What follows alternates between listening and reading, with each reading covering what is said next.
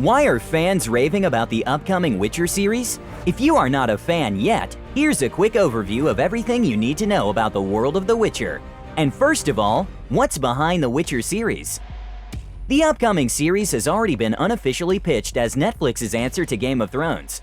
Well, yes, at first glance at the Witcher trailer, it's just another medieval set story with terrifying monsters, epic sword fighting scenes, thrilling magic, and beautiful, strong women. But in comparison to Game of Thrones, The Witcher has at least one solid advantage. It is based on a complete series of 8 novels. Plus, its world has been explored and expanded into a massively successful game franchise. And that is without mentioning the comics and non-canon storybooks. So the world of The Witcher is very detailed, immaculately drawn up, elaborated, and accomplished. The extremely popular fantasy saga by Polish writer Andrzej Sapkowski, The Witcher is already a phenomenon in its own right, so its on-screen adaptation has always just been a matter of time. By the way, there was already an attempt to put it on both small and big screens in the beginning of 2000 in Poland. Unfortunately, the result was a complete failure, which is certainly not the case with The Witcher video games that added volumes to the popularity of the saga. So, who's The Witcher? The titular character is the Witcher named Geralt, a professional monster hunter, trained and magically enhanced for this purpose. So yes, Witchers are kind of superheroes. And isn't it funny that Geralt is played by Henry Cavill, who happened to play Superman? Anyway, fighting monsters does need superpowers, as well as silver swords, elixirs, and magic. But we'll get back to that later. But the bitter irony about Witchers is that they became too good at killing predatory creatures of all kinds. So at the time of the saga, there's not that many of them left, and the Witchers themselves are sometimes regarded as monsters. Which leads us to the next question. What kind of monsters do Witchers fight? All kinds of monsters that roam the continent. That is the name for the world of The Witcher. Magical, mythical, legendary, simply horrible creatures. We've seen a gigantic swamp spider rising from the swamp in the trailer, but there's just so much more. As the showrunner Lauren Hishrich revealed, people are going to be surprised by how many monsters they were able to do, and how integral they are to the story. Sapkowski took his inspiration from Slavic folklore, but there are also creatures from other European myths, like the German and Scandinavian ones. So it's safe to assume that we'll see vampires, mermaids, kikimoras, leshies, botchlings, ghouls, trolls, as well as shapeshifters of different kinds. And of course, at least one striga, my favorite monster from the Witcher games. There also might be a wild hunt, a recurring motif throughout European folklore, which would look epic on screen.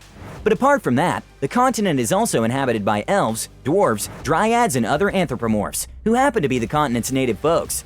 And though it caused some controversy among the fans, this decision should not be called non-canonic. Cause you know, Sapkowski didn't specify the skin color of his characters much, except for a few main characters.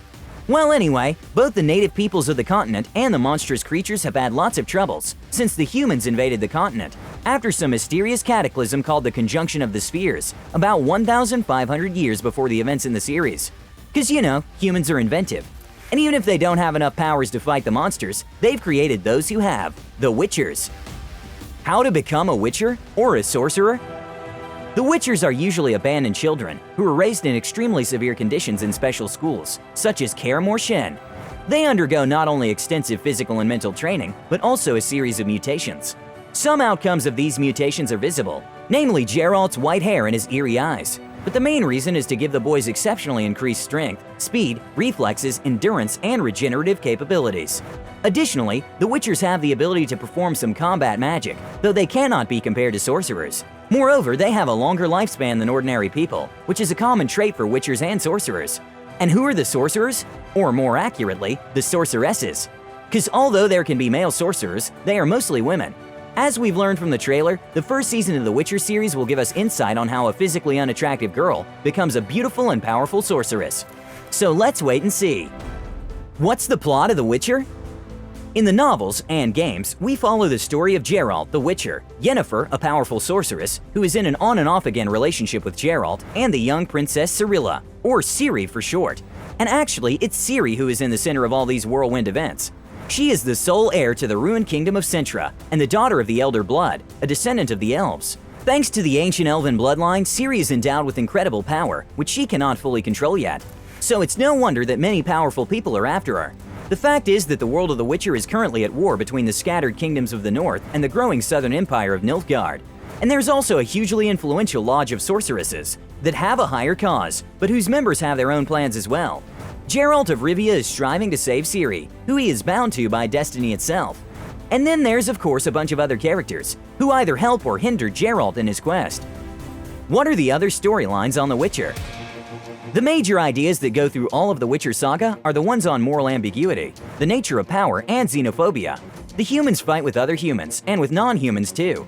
Sapkowski, as well as the creators of the series, I hope, used the archetypal plots like Beauty and the Beast and Snow White to show us the impossibility of choosing the lesser evil. He also depicted the war as a terrible, disgusting thing, having reminded us that just like in real life, only the rulers and not ordinary people benefit from bloody feuds.